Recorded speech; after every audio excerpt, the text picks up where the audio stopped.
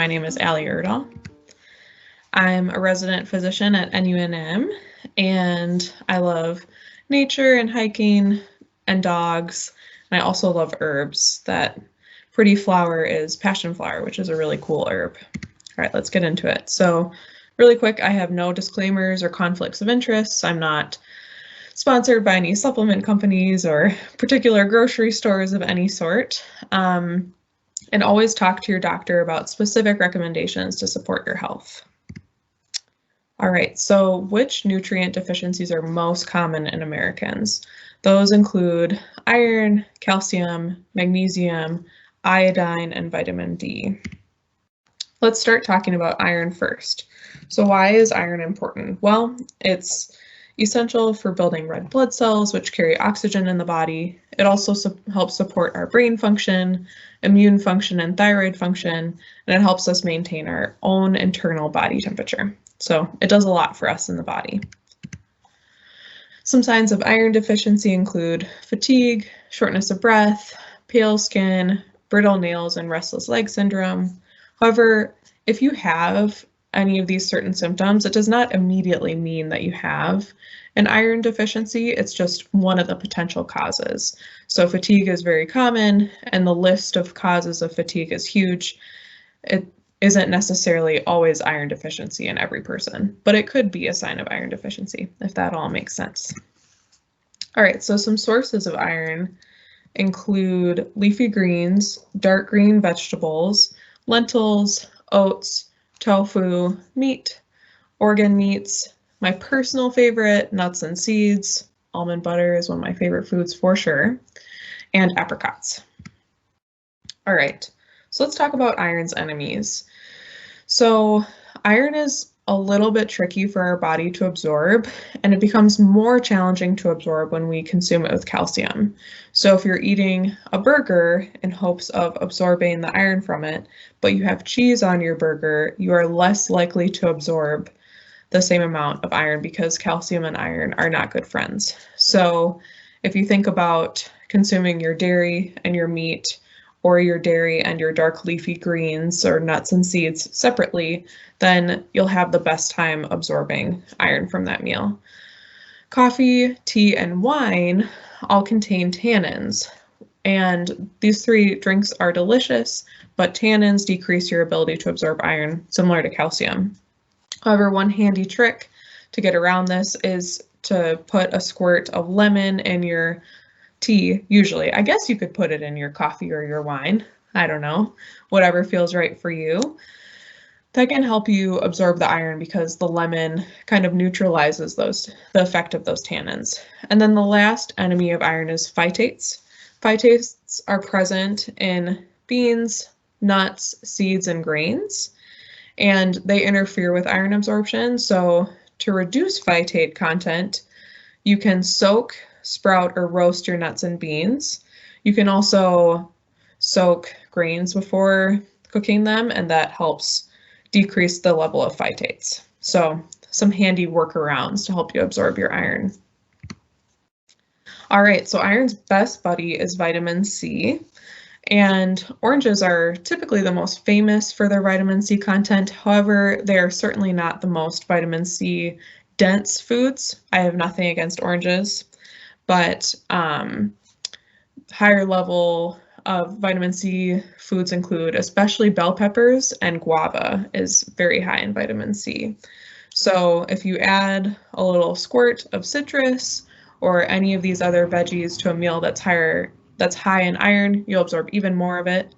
This is especially true if you're trying to get your iron from plant sources, because plant sources have non-heme iron, which is harder for our body to absorb. Still totally possible to get iron on a plant-based diet. You just have to work a little bit harder to absorb it. All right, so another sneaky way to absorb some more iron is to cook in a cast iron pan, because it puts some of the iron from the pan into your food, and it works even better if you're cooking something highly acidic like tomatoes. So if you're making a nice tomato sauce to go with your meal and you're cooking it in a cast iron, then you're just covering all of your bases. All right, so something I get asked often is, if iron should be taken as a supplement because it's harder to absorb from food and it's so important in the body. And the best answer is to talk to your doctor. They can run tests to check your overall blood levels of iron and your iron stores, and that can guide whether or not it's a good idea to supplement. Times when our bodies need more iron is when we're menstruating, pregnant, or lactating. All of those are times when your needs for iron are higher, and also when children are growing. They need more iron than per pound of child than we do as adults, just because of all the growing that's happening. The problem is that it's easy to absorb too much iron from a supplement rather than if we're getting it from food. And interestingly, the #1 toxicity from supplements that happen in children is from iron. That's why a lot of times iron supplements have the child safety opening. Too much iron can really damage our liver, so it's important to talk to your doctor before supplementing with iron because you very well may not need it. All right, so let's take a little break from talking about nutrients and talk about how to choose produce with the highest level of nutrition so you're getting the most bang for your buck. I just want to start with a little disclaimer and say that eating produce in any form is great. I don't want anyone to have any fears about any particular foods. I think that all food has value, but if you have the ability to make certain choices and it fits within your food preferences and culture, I'm just going to talk about some ways to maximize the nutrient levels. All right, so let's talk about greens. So the darker the green, typically the more nutrient dense it is. So as a kid growing up in Minnesota, I consumed a lot of iceberg lettuce with ranch dressing. That was always a staple in our home, but unfortunately iceberg lettuce does not have a ton of nutritional value. So some better choices are spinach, kale, bok choy, and Swiss chard. They have more nutrition than iceberg or romaine, but if iceberg and romaine are your favorite sources of greens, by all means eat them. Just try to mix in a variety when you have a chance. All right. So which is more nutrient dense, cauliflower or broccoli? Well, interestingly, it's both. It just depends on the timing. So broccoli, if it's coming straight out of your garden, will have more nutritional value, more vitamins and minerals and antioxidants than cauliflower will. However, cauliflower holds on to its nutrients longer. So if you're getting your broccoli from your own garden or directly from the farmer, it'll have higher nutritional value than cauliflower will. But if you're buying it at the grocery store, cauliflower is a better choice. Both great foods. However, if you're getting it at the grocery store, if you're planning your week and deciding when you want to eat your broccoli versus your cauliflower, definitely eat the broccoli first because it doesn't hold on to nutrition for very long. All right, so what is more nutrient dense? Large or small tomatoes? Small tomatoes are, and the reason is because they have higher amounts of lycopene. Lycopene is an antioxidant that is helpful for supporting our eye and heart health, and the tomato creates it in an effort to protect itself from too much sun exposure. And smaller tomatoes have more than larger tomatoes because they have a greater amount of surface area per gram of tomato. So to keep themselves safe, they have to create more lycopene. I think that all types of tomatoes are great, but if you have the choice and it's the same, it'll impact your recipe the same way, choose small tomatoes over large. All right, so how to get the most benefit from garlic. The majority of health benefits of garlic come from the active compound, which is called allicin.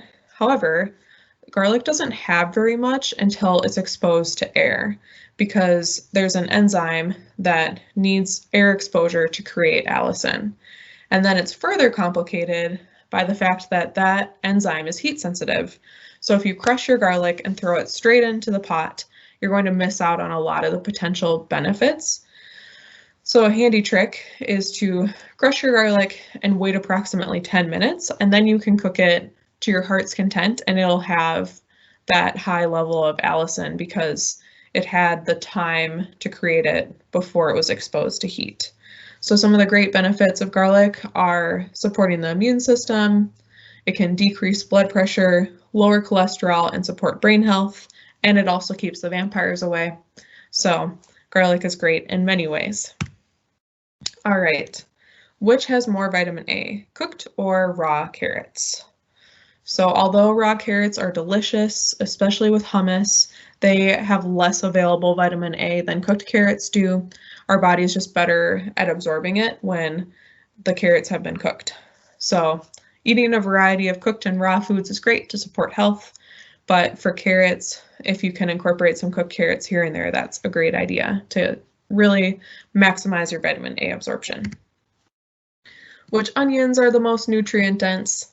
Purple onions are more nutrient dense than white onions, and in general, the more intense the flavor of the onion is, the more it makes you cry as you're cooking and cutting it, the more nutrient dense and antioxidant dense it is. All right, let's talk about cruciferous vegetables and thyroid function. So first off, cruciferous vegetables are the ones present in this picture. So it includes cabbage, broccoli, cauliflower, Brussels sprouts, which are my personal favorite from this list, kohlrabi, and romanesco. And all of these veggies contain goitrogens, which can impede thyroid function. So your thyroid is a gland that controls your body's metabolism, and it's important for growth and development. And some people have hypothyroidism, or low thyroid function, and they may think that they need to avoid this huge group of vegetables. But the handy trick is that if you cook your cruciferous vegetables, even lightly, so just a light steam, even in the microwave is plenty, the goitrogens break down, so it's not something you have to worry about. So by all means, eating these veggies raw is fine for sure, but if you're going to eat a large amount of them, it's great to cook them at least lightly. And I personally think that they taste better roasted, but whatever way you can get the veggies in is great. All right, so let's talk about fat-soluble vitamins. So the fat-soluble vitamins include vitamin A, D, E, and K. And in order for our bodies to absorb these vitamins, we need to eat them along with some source of fat. So some great ideas for fat sources are nuts and seeds, avocado, coconut, cooking oils, and salad dressings. And that way you can really maximize your absorption. Vitamin E tends to come along with fat nutrient foods anyway, so that's usually not as much of a worry. But vitamins A and K, which people typically think about getting from their veggies and their salads, we absorb best if we consume them with some amount of fat.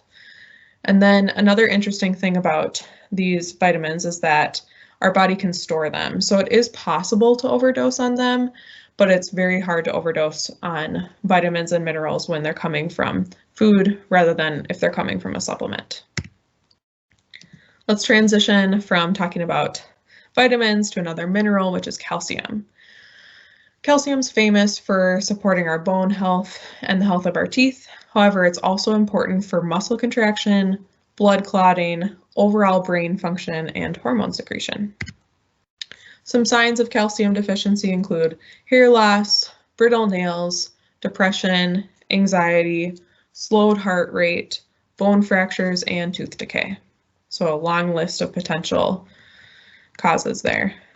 And then the list of sources of calcium is also very long.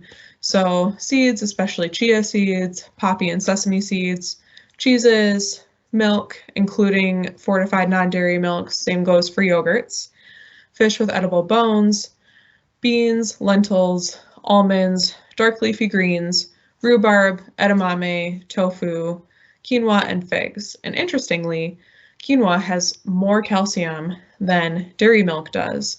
So it's totally possible to have enough calcium without consuming dairy products, which a lot of people have trouble digesting dairy products. So it's great that you can absorb calcium without consuming dairy. Some handy ways to increase calcium absorption are supporting stomach acid production in the body. And a nice way to support stomach acid production, for one, is to be calm when we eat.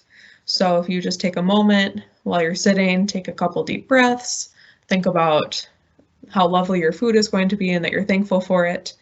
Another handy trick is to use apple cider vinegar before meals. So if you use a small amount of apple cider vinegar in some water and just sip on it, for 10 to 15 minutes before a meal, that can really help increase stomach acid production, which can help us break down our food better and absorb more calcium. However, for people who have heartburn, this can worsen your symptoms. So definitely play around with it, see what works best for you. If apple cider vinegar makes your heartburn worse, use a different trick to improve your overall digestion. And then having adequate amounts of vitamin D is very important for absorbing calcium. And I'll talk about that next. I get asked very often whether or not it's a good idea to supplement with vitamin D. And because we live in the lovely Pacific Northwest, which unfortunately right now has very little sunshine, a lot of us are vitamin D deficient. The best way for our bodies to absorb vitamin D is to have our skin exposed to direct sunlight, which is hard to come by right now. For most people, supplementing with 2,000 IU of vitamin D per day is safe, but some people need higher or lower doses. And vitamin D is a very easy test for your doctor to run. So before you start supplementing vitamin D, it's a great idea to ask for a test to see exactly where your levels are, because that'll help you and your doctor determine the best level of supplementation for you personally. All right, so another nutrient deficiency that's common is iodine, and iodine is most important for thyroid function. So the thyroid gland is present in your neck, and it's most important for metabolism, cell growth and repair, and helping to maintain your body temperature. Some signs of iodine deficiency are goiters or swelling in the neck, so that can happen where the thyroid is, fatigue, constipation, cold intolerance, unexpected weight gain, dry skin, and hair loss. And some great sources of iodine are iodized salt, seaweed, and fish. My personal favorite from that list is seaweed. I find it to be so delicious, and that seaweed salad is just making me hungry right now. Should you supplement with iodine? Well, iodine and the thyroid are kind of like Goldilocks. You need just the right amount. Too much iodine can actually suppress our thyroid function. So it's important to talk to your doctor to think about if you're getting enough iodine from food sources or if a supplement would be a good idea for you. In people who are pregnant or nursing, their needs for iodine are significantly higher than the general population, so they're more likely to need to supplement iodine unless they're really eating lots of seaweed. Let's talk about the difference between omega-3 and omega-6 fats. So omega-3 fats are anti-inflammatory. They can help relieve pain, support mental health, and support the immune system. Some great sources of omega-3 fats in descending order are mackerel, salmon, cod liver oil, fish oil, herring, oysters, sardines, anchovies, flax seeds, chia seeds, walnuts, grass-fed meats, and pastured eggs. So the source of where you're getting your animal product from is very important when we think about omega-3 fats. Omega-6 fats are more present in the grain-fed and caged eggs, and if you want to get omega-3 fats, buying higher quality meats, grass-fed, higher quality eggs, the pastured eggs are the best sources. And then omega-6 fats are also essential for our health, but typically in the American diet, we consume them in excess. So we have too many omega-6 versus omega-3s. And omega-6s can cause inflammation, which can worsen joint pain and overall mental health. Some sources of omega-6 fats are processed foods, baked goods, grain-fed meats, caged eggs, grain-fed dairy, cured meats, and processed meats like pepperoni and salami, margarine, including things like I can't believe it's not butter, crackers, chips, vegetable oils, and soybean oils. So the most important thing to think about with omega-6 and omega-6 and omega-3 fatty acids is that we need them to be in balance. So the ideal ratio would be 1-to-1, equal omega-3 to omega-6 fats. Most Americans with the diet we consume 40 omega-6s to 1 omega-3, which is pretty far off balance. If we have a 6-to-1 ratio, so 6 omega-6s to 1 omega-3, that's a good enough balance to have great health benefits. So thinking about if and when you're consuming animal products, or if you have the ability to consume whole foods versus processed foods, choosing the highest quality that fits in your budget is a great idea. So most Americans, their highest source of omega-6, the less helpful fatty acids, comes from processed foods, which are really high in vegetable and soybean oil. So trying to shift towards cooking your own food so that you can control which oils go into your food. And when you think about buying your animal products, trying to buy the highest quality, grass-fed and finished is going to be your best bet. All right, let's transition back to talking about a mineral. So the last mineral we're going to talk about is magnesium. So magnesium helps support strong bones, relieves muscle cramps, helps with energy production, mental health, sleep support, and heart rate regulation. Some signs of magnesium deficiency include loss of appetite, nausea, vomiting, fatigue, muscle weakness or cramps, numbness and tingling, poor mood, anxiety, and if it's very severe, abnormal heart rhythms. Some great sources of magnesium: dark leafy greens, black beans, nuts and seeds, dark chocolate, so delicious for sure, quinoa, edamame, avocado, oatmeal, and peanuts. Now, let's talk about magnesium supplements. So there are a lot of different forms of magnesium in supplements, especially. Magnesium citrate can be helpful for constipation, but it can also cause diarrhea when taken in excess. And then magnesium glycinate and aspartate can be more helpful for the mental health side of things, so supporting sleep and mood regulation, and they can also help decrease muscle cramps. But as always, which I hope you all have taken away from this presentation, getting minerals from food is preferred over supplements, and getting all of our nutrients from food is possible, and it's definitely preferred over supplements because it's harder to overdose when it's coming from food rather than when it's coming from a supplement. And our body is just built to absorb nutrients from food rather than supplements. Let's talk lastly about supplement sourcing. So just want to remind you, I'm not supported by any supplement companies, but not all supplements are created equal. They're also not regulated by the FDA. So almost anyone can sell supplements, and there's no one regulating what's present in the supplements.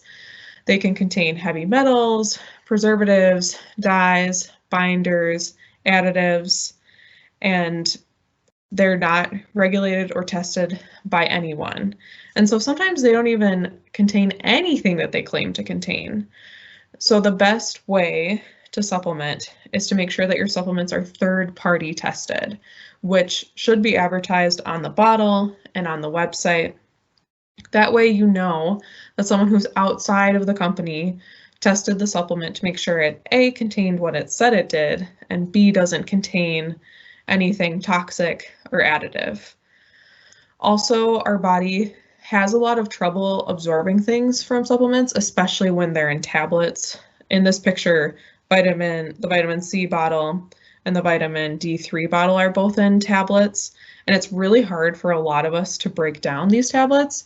So if your body can't break it down, and if it doesn't contain what it says it contains, you're essentially throwing away your money, which is a huge bummer because it's such a missed opportunity. That money could be spent on fun activities or higher quality food or paying rent. So if you're going to supplement, make sure that you buy from a high quality source and that you think about which supplements are most effective and what do I actually need and what can't I get from food.